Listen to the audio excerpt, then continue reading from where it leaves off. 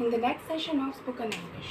Okay, so spoken English. So in the earlier session we have learned what is sentence, then words, નામ, ક્રિયા. એનું જ હવે વિસ્તરણ જોઈશું. રમવું, ખાવું, પીવું, પ્લે, ઇટ, ડ્રિંક. ઓકે, એમાં આપણે લઈ લઈએ ક્રિયાપદ, or you can say verb, રમવું, પ્લે. ઓકે,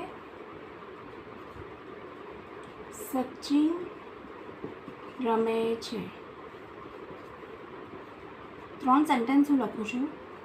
એ સેન્ટેન્સમાં ડિફરન્સીસ સમજવાના છે કે કયા કયા ડિફરન્સીસ છે અને શેના લીધે ડિફરન્સીસ છે.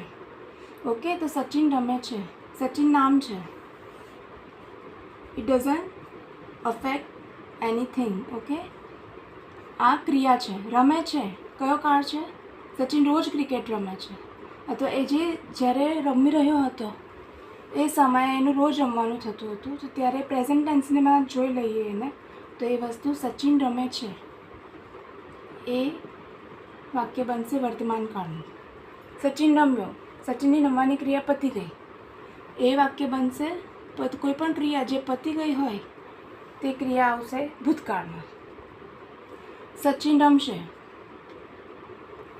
ક્રિયા હજુ થવાની બાકી છે, તો તે ક્રિયા આવશે ભવિષ્યકાળમાં.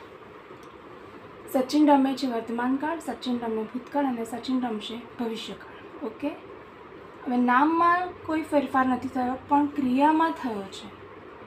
3 ક્રિયા છે અને ક્રિયામાં ફેરફાર થયો છે, એટલા માટે જ કહેવાય છે કે ક્રિયા પરથી કાળ ઓળખાય છે.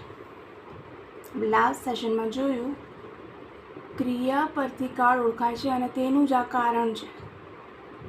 અને આ કાળ એટલે જ ટેન્સીસ. આ કાળ એટલે જ ટેન્સીસ. એ 9 ટેન્સ જે બેઝિક છે એ આપણે નેક્સ્ટ સેશનમાં શીખવાના છીએ. Okay friends, that's it for now. By.